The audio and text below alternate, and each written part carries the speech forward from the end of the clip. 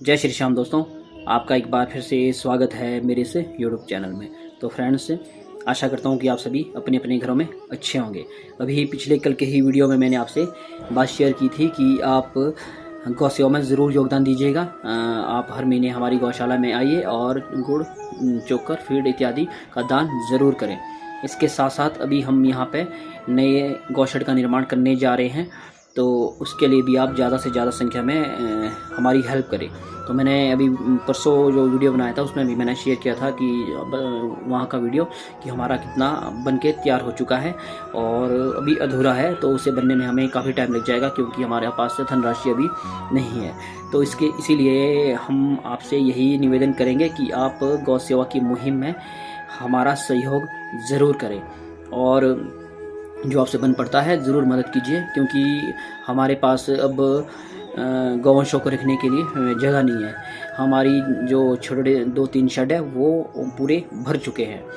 तो अब आप सभी से मैं यही निवेदन करना चाहूँगा कि कई बार पशु रोड पे पड़े होते हैं तो हमें कॉल भी आती है, तो उनसे मैं यही निवेदन करना चाहूँगा कि अभी आप हमारी दूसरी नज़दीकी गौशाला में लेके जाइए। हमारी गौशाला में जगह नहीं है।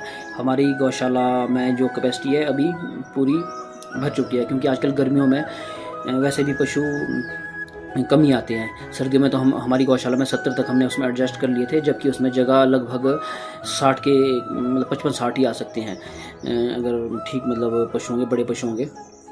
तो इन सर्दियों में हमारे पास 70 से ऊपर हो गए थे। वो कुछ छोटे थे और साथ में सर्दियाँ थी, तो सर्दियों में क्लोज हमने बांधे थे, तो उससे कोई फ़र्क नहीं पड़ता था। लेकिन अब गर्मियाँ हो चुकी हैं, तो गर्मियों में पशुओं को बीमारी का खतरा भी हो जाता है, क्योंकि हम एक तो हमारे शहर छोटे हैं, फिर उनकी हाइट भी कम है, तो इस वजह से गर्मी बहुत हो जाती है। तो हमारी जो गौशाला में कैपेसिटी हमारी 55-60 की है, इससे ज़्यादा हम यहाँ पे पशु नहीं रख सकते हैं।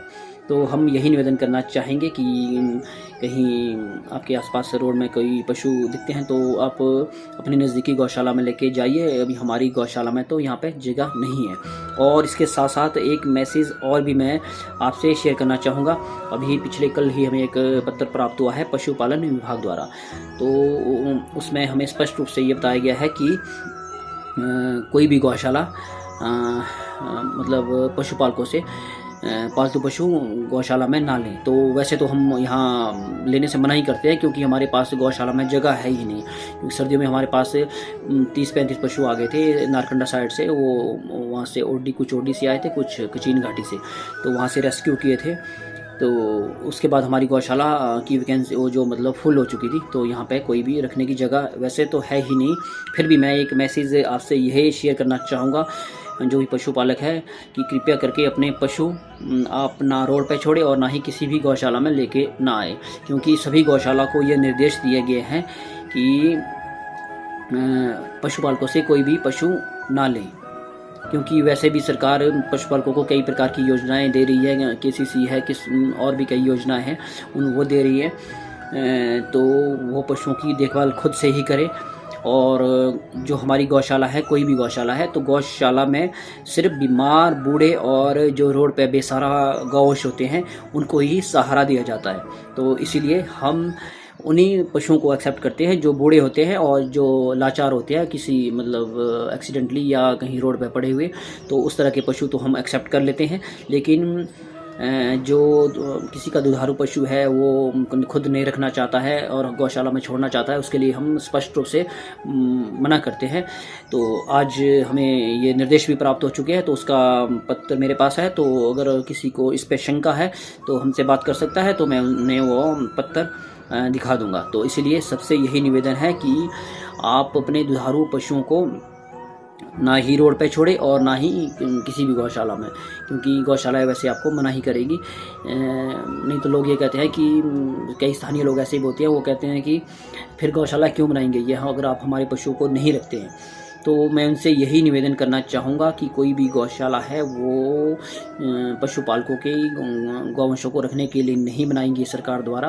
वो बनाई जाती हैं जो बीमार, बूढ़े और रोड पे लाचार पशु होते हैं, उनको रखने के लिए गौशालाएं बनाई गई है। जो आपके दुधारू पशु हैं, जो आप पालतू पशु है, आपने उनका दूध पिया है, तो उनकी सेवा करना तो आपका ही फर्ज बनता है। अब तो सरकार द्वारा भी ये निर्देश प्राप्त हो चुके हैं सभी को। तो ये छोटा सा जो मैसेज है ये देने के लिए मैं आपके समक्ष वो आज उपस्थित हुआ था। तो अब आपसे यही उम्मीद है कि आप इस बात की पालना करेंगे और